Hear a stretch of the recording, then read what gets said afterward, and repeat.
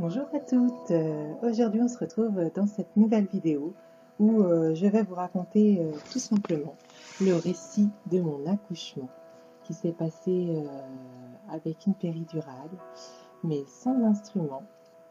J'ai par bonheur réussi à éviter les forceps ou la ventouse et voilà, donc je vais vous raconter tout ça. Et effectivement, fin avril, mon ventre était très arrondi, vraiment comme un gros ballon. Et pourtant, je ne m'étais jamais sentie aussi jolie, aussi bien antérieurement, comme si j'étais tout simplement heureuse de porter la vie.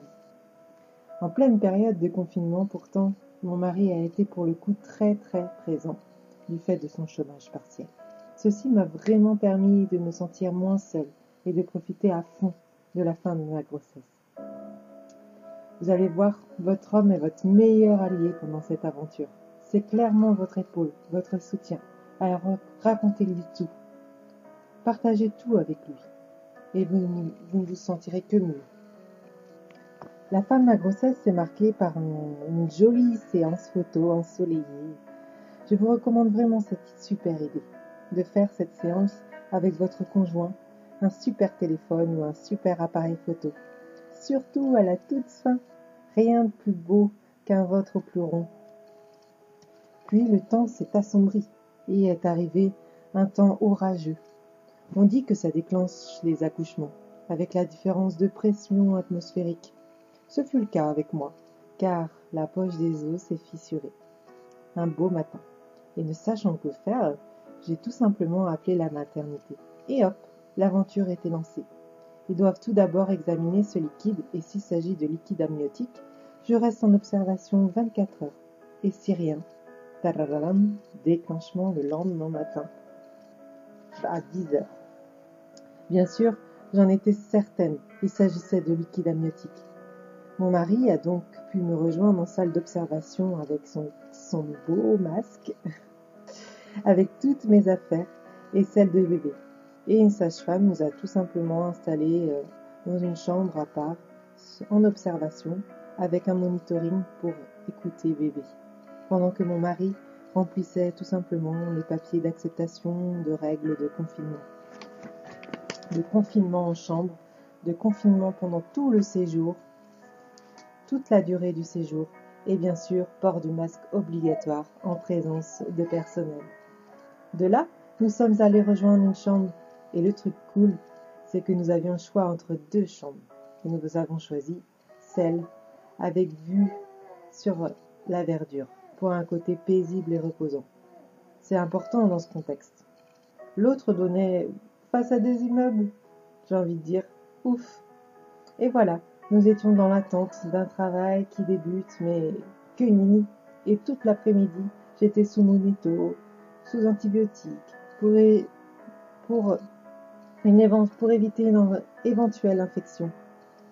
Repas du soir servi en chambre avec chéri et soirée sudoku à deux avec mon petit amour de ma vie. Prévoyez de l'occupation car c'est très long quand on attend. Mon mari patientait sagement et le lendemain matin, toujours rien, malgré beaucoup d'exercices que je pratiquais. Assise sur le ballon kangourou, faire des squats, marcher longuement dans les couloirs, même si on s'était fait repris à l'ordre du fait du confinement et des règles strictes à respecter. Mais c'était une sage-femme qui nous avait conseillé de le faire, alors nous avions l'autorisation. Mais non, nous nous sommes fait reprendre par quelqu'un du personnel et nous avons dû retourner en chambre, tout simplement. Je commençais à désespérer, car on m'avait promis bébé pour 10 heures et toujours rien. Puis midi est arrivé et les contractions arrivaient. Toujours pas de poche des os cassée. Je pense être douillette car, ouch, j'avais très mal en étant dilatée que à 3, puis 4 dans l'après-midi. Je n'arrêtais pas de me plaindre et enfin à 17 heures, je suis rentrée en bloc en étant dilatée à 5. Je me sentais déjà mieux, prise en charge et moins oubliée. Je m'étais tellement plaint que la péridurale a été posée aussitôt mon arrivée au bloc. chose que je ne regrette pas du tout. Mais je pensais avoir mon bébé sur les coups de 21 heures. Non, non, non, il est arrivé beaucoup plus tard, du fait de la saturation de la maternité. Et tous les cas étaient plus urgents que moi. Je n'avais plus qu'à attendre de longues heures dans l'attente et dans l'attente. Malgré la péridurale, j'avais une énorme douleur dans la cuisse.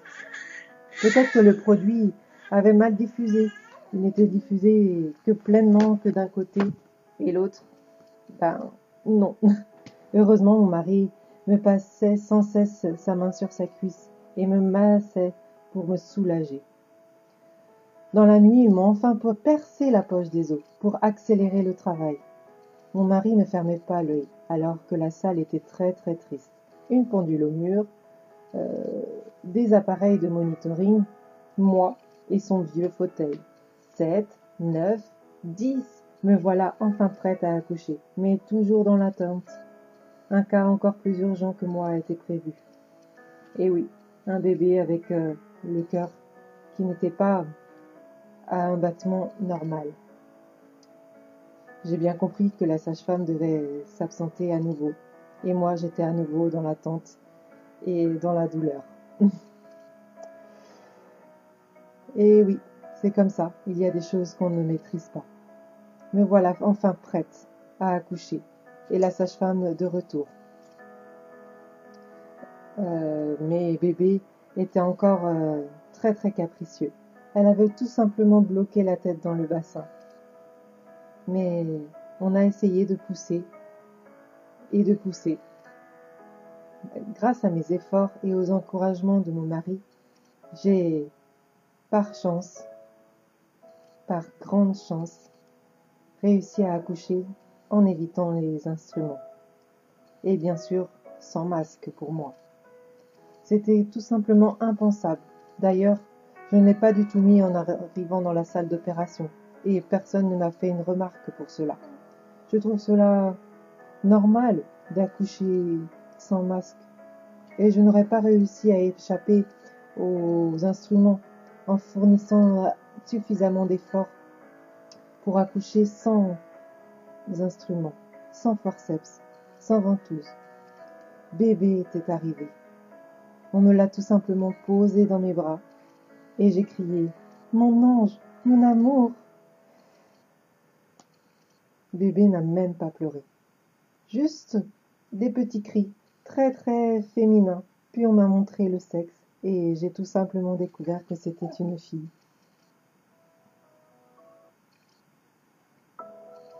J'ai tout simplement découvert mon bébé, et que c'était une fille. J'ai coupé le cordon, et mon mari a eu la super idée de prendre des photos à ce moment-là. Et des 2-3 heures qui se sont suivies à mon accouchement en salle d'opération, où nous restons tous les trois à faire connaissance. Mon mari a super bien géré. Il a tout simplement pas oublié ce que je lui avais dit, que c'était le moment de la tétée de bienvenue. Du coup, on a mis ma petite fille directement au sein pour qu'elle puisse goûter à mon lait. Nous sommes ensuite rentrés en chambre vers 7h30 pour un bon petit-déj et beaucoup de repos.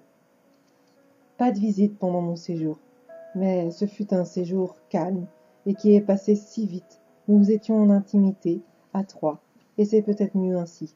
Les jours défilent si vite à la maternité pour la maman. Les examens se suivent le matin, les soins du bébé à prendre, l'allaitement, tellement de choses, d'informations si importantes à ingurgiter qu'on en a très très bien vécu ce séjour. Notre séjour de 7 jours s'est achevé et nous sommes rentrés à 3 à la maison. Que d'émotions, et les visites se sont échelonnées dans ce contexte de confinement à la maison, toujours en tout petit comité. Voilà comment s'est déroulé cet accouchement. Un conseil à vous donner, soyez patiente, votre bébé arrivera quoi qu'il arrive, pour les meilleures conditions possibles. Le personnel est toujours là pour vous aider. Et ce que j'ai aimé dans dans cette aventure, c'est qu'on a laissé le travail se faire. Et ça a permis de m'éviter le déclenchement et l'utilisation d'instruments. Voilà, j'espère vous avoir éclairé et je vous souhaite à toutes un bel accouchement. À très vite sur ma chaîne et surtout, si vous aimez mes vidéos, mes petites narrations, n'hésitez pas à vous abonner et activer la cloche pour ne rater aucune de mes vidéos. À bientôt, bye bye.